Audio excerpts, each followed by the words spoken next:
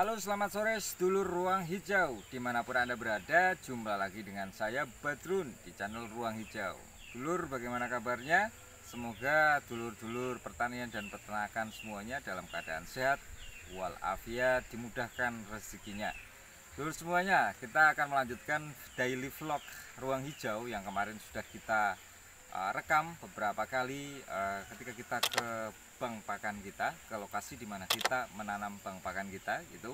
Kemarin ada di akhir video kita selipkan satu informasi terkait dengan indigo vera kita yang tidak bisa tumbuh dengan maksimal karena ada alasan-alasan tertentu. Bisa jadi alasan-alasan yang nanti akan kita sampaikan di video ini itu adalah penyebab dari indigo vera zollingeriana yang kita tanam itu tidak berkembang dengan cukup baik.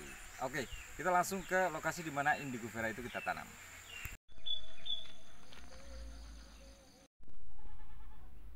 Ini trichantera yang kita tanam tepat di sebelah indigo veranya yang tadi kita tanam tapi masih kerdil gitu ya. Kalau masalah kesuburan, artinya ini juga di lokasi yang sama gitu, jaraknya kurang lebih sekitar 60 cm. Tapi yang ini mengalami pertumbuhan yang cukup signifikan, sedangkan indigo veranya masih saja dalam keadaan kerdil atau tidak bisa berkembang gitu ya. Artinya sebenarnya untuk tanahnya tanahnya itu masih cukup subur sehingga kemudian apa yang kita tanam di sini masih bisa survive gitu ya dan berkembang dengan cukup baik. Kalau kemudian untuk kondisi tanahnya ternyata dia juga mampu menumbuhkan tanaman lain di sekitar ini, kecurigaan saya muncul bahwa memang untuk rentan waktu di mana kita tanam trichantera dan kemudian kalian berada di sebelah sini gitu memang berbeda jauh. Artinya kaliandra ini sudah berkembang cukup pesat begitu. Baru kita tanami indigo vera, kita selipkan di sini. Namun hal itu menurut saya efeknya hanya sedikit ya, karena trichantera ini yang kita tanam untuk daunnya tidak terlalu rimbun. Nah sebenarnya kemudian kita coba cek di kanan kiri kita gitu ya, di kanan kiri tempat kita menanam ini ternyata ini adalah lahan yang cukup ternaungi gitu. Jadi untuk dia mendapatkan sinar matahari dalam satu hari itu tidak bisa 100%, bahkan bisa jadi 30% atau 40%, bahkan mungkin lebih di bawahnya gitu ya.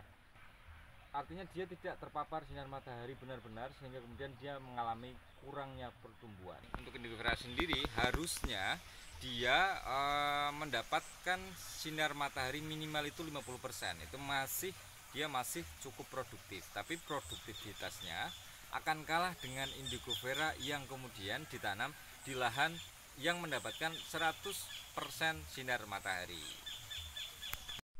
Nah, dulur Ruang Hijau, berbeda dengan indigo vera kita satu ini.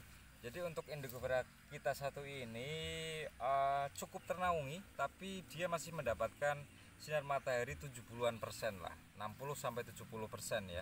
Karena pada pagi hari ini masih tertutup karena di sini ada pohon-pohon besar ya, ada sengon, ada mahoni di atas sana. Kemudian kalau sore hari sekitar jam 3-an dia masih tertutup dengan pohon-pohon, kalau di daerah saya menyebutnya pohon bulung gitu ya. Tapi 60-70% indigo vera ini masih tersinari oleh matahari sehingga kemudian dia masih memberikan pertumbuhan yang cukup baik gitu ya. Ini sudah panen sekali dibandingkan dengan indigo vera yang tadi ada di sana yang kemudian masih kerdil dan belum menunjukkan pertumbuhan yang signifikan. Sedangkan ini kita panen sekali tapi untuk daun-daunnya rimbun begitu. Berarti ini cukup membuktikan ya, bahwa ada teori yang menyatakan bahwa indigo vera itu cocok ditanam di lokasi yang terbuka, artinya bisa mendapatkan sinar matahari 100% gitu. Masih bagus kalau 50% naungan, tapi kalau untuk naungan yang sudah cukup berat, indigo vera ini akan susah sekali tumbuhnya gitu ya. Tumbuh tapi sedikit gitu, hidup tapi kemudian tidak bisa memberikan manfaat daun yang berlimpah untuk penanamnya gitu ya. Jadi bisa dipertimbangkan untuk teman-teman kalau ingin menanam indigo vera begitu, teman-teman bisa menanamnya di lokasi yang terbuka.